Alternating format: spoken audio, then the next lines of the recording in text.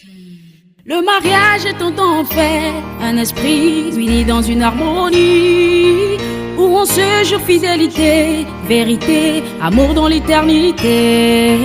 Dans le meilleur et le pire, nadoku, bemagbeji, nanyebe, iglombe, ndekeke dejo, bemagbe. Opi Connection. Nous blabla nyagere.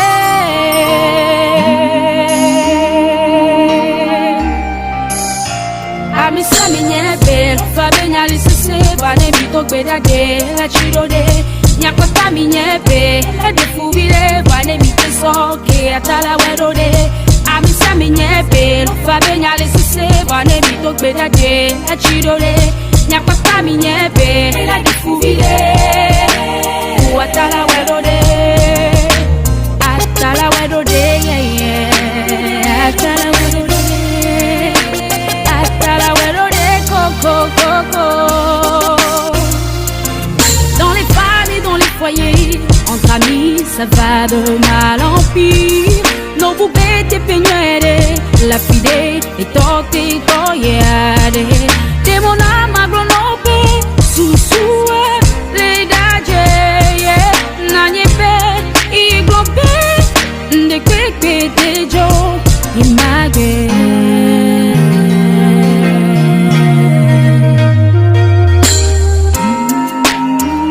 Nubabla yagere, nubabla yagere. Mekele glonobe.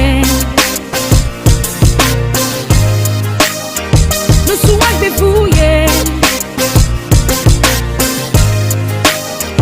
ame wali jibe,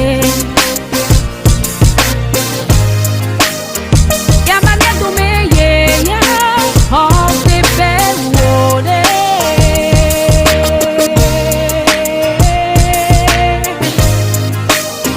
Papu osiladi, lo fabe nyali sese, bwane mito kedate, la chidode, nyakota menyebe, la wane mitiso ke atala wedode amisa menyebe lo fabe nyali sise wane mido bedate la chidode nyakota menyebe la dekubide u atala wedode go amisa menyebe Celestina Parole atala wedode je t'oublie pas maman. Elle a fait mon caca. Christelle Johnson. La roue de ma geji. La nièbe. Igonyade. Ogonyade. Tamba Kim Tutu.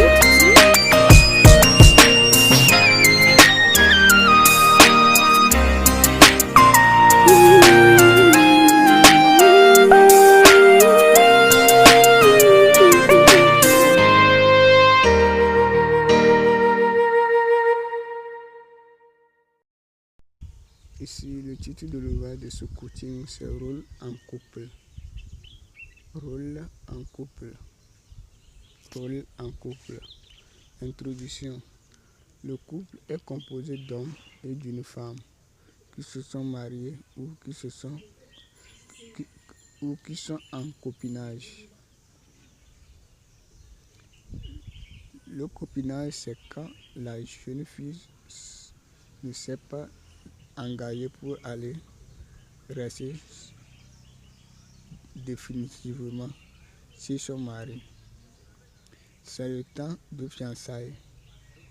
Aujourd'hui, il y a plusieurs natures de couple, à savoir le couple intellectuel, le couple musulman, le couple chrétien, le couple animiste, le couple de la culture d'une ethnie, etc., etc.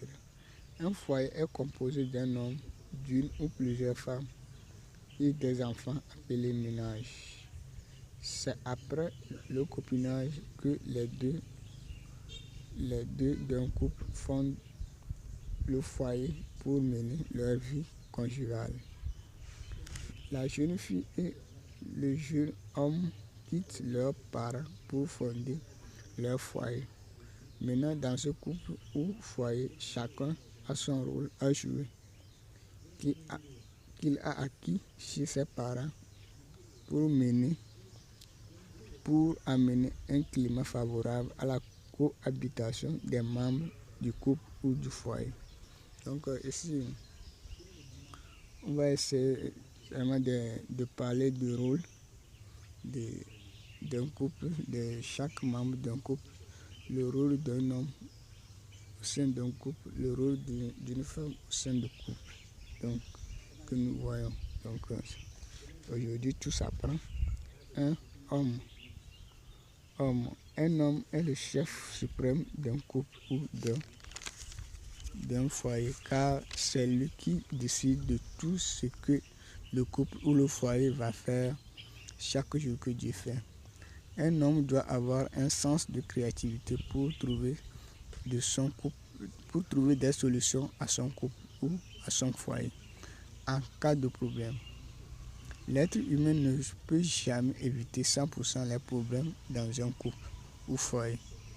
Il a seulement la capacité de réduire considérablement le taux de pourcentage de problèmes au sein de son couple ou de son foyer.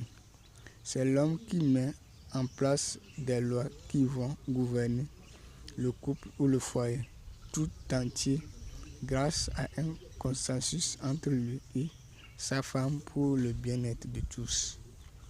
Un homme a plusieurs éléments qu'il va utiliser pour mettre des lois pour la gouvernance de son foyer ou de son couple, à savoir la culture de son ethnie, la religion que l'être humain fréquente, la capacité de l'être humain et les lois qui règlent le problème du couple ou du foyer établi par la justice d'un pays.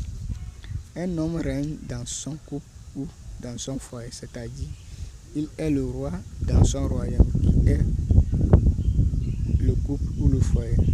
C'est un point à tenir compte pour fonder son foyer. Donc, il règne parce que c'est l'homme qui autorise tout ce qui va se faire dans un couple.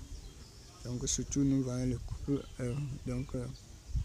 tout ce qui va aller au développement de ce couple. Donc, c'est l'homme qui a la capacité d'autoriser tout, donc grâce à la consensus de sa femme. 2 femmes. La femme est le deuxième chef d'un foyer ou d'un couple, car elle aide son mari à établir les lois qui vont gouverner le couple ou le foyer qu'ils ont fondé ou qu'ils veulent fonder par le consensus. Une femme est une organisatrice d'un foyer ou d'un couple, c'est-à-dire elle veille aux bienveillances du couple ou d'un foyer chaque jour que Dieu fait par son investissement dans la relation. La femme est un notable dans son royaume qui gouverne le royaume tout entier, qui est le couple ou le foyer. Donc, un couple ou un foyer est comparable à un royaume ou palais royal. Le roi est l'homme qui prend des décisions pour la gouvernance du foyer ou du couple par le consensus de sa femme. Le notable est la femme qui aide l'homme à prendre des décisions pour la gouvernance du foyer ou du couple. Voilà, dans un foyer ou couple, l'homme règne et la femme gouverne. C'est un jeu du roi et ses notables dans le palais royal. C'est l'homme qui autorise tout ce que le couple ou le foyer doit faire et c'est la femme qui valide tout ce qui est faisable dans le couple ou dans le foyer pour le bien-être de tous. Donc tous ont leur part de responsabilité, leur rôle à jouer. Donc lorsque chacun connaît ses devoirs, ses droits dans un couple, que le couple a une raison d'être, où les membres du couple évoluent et les enfants aussi imitent le pas de leurs parents pour pouvoir évoluer. Donc, c'est les membres du couple qui doivent s'asseoir et prendre des décisions pour la gouvernance du couple. Donc, chacun doit connaître son rôle d'homme, son rôle de femme au sein du couple pour pouvoir. Donc, il faut aussi un point très crucial, la capacité. Donc, la capacité de l'être humain à jouer son rôle. Donc, quelle est la capacité de l'homme? Quelle est la capacité de la femme? Donc, tout ça doit être on doit mettre tout ça là ensemble pour pouvoir faire sortir au terme. Donc, aujourd'hui, en Afrique, on a des études où tout est déjà conçu. Donc, il suffit que chacun va pour apprendre ce que son rôle et puis il vient appliquer dans sa famille. Aussi, il y a le problème, il y a plusieurs cultures en Afrique. Donc, un lamba se lève, il se marie un cabier. Donc, le cabier aussi a sa culture du mariage. Le lamba aussi a sa culture de mariage. Donc, là, on va dans le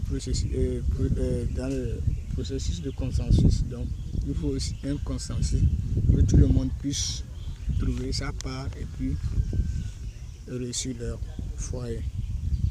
3. Philosophie du couple ou du foyer. Dans un couple ou foyer, l'homme règne et la femme gouverne. La philosophie du couple est la nature du couple que l'être humain veut fonder. On a la philosophie du couple de la religion, la philosophie de la connaissance, la philosophie du couple de la culture, d'une ethnie, etc. La philosophie du couple de la religion, ici, les membres du couple utilisent les lois d'une religion dans leur quotidien, qui peut être christianisme ou animisme ou musulman, islamique plutôt.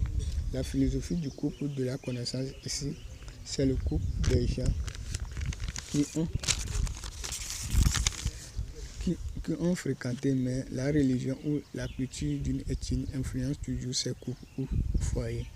La philosophie du couple de la culture d'une ethnie, ici, les membres du couple utilisent les lois d'une ethnie dans leur quotidien. Chaque couple qui voit le jour doit définir une définition au couple qui est la philosophie du couple pour le bien-être de tous.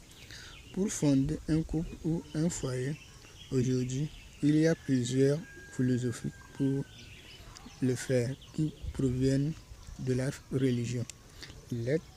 L'ethnie de l'être humain, entre parenthèses, culture de la connaissance et de l'expérience de l'être humain.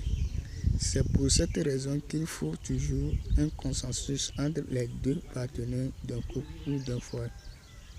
Par exemple, couple passe par le copinage. Après le copinage, ils fondent le foyer, ce qui n'est pas vrai chez certaines religions ou cultures des ethnies. Donc, chacun doit avoir sa philosophie du foyer ou du couple. Donc, qui proviennent des religions, de la manière que la religion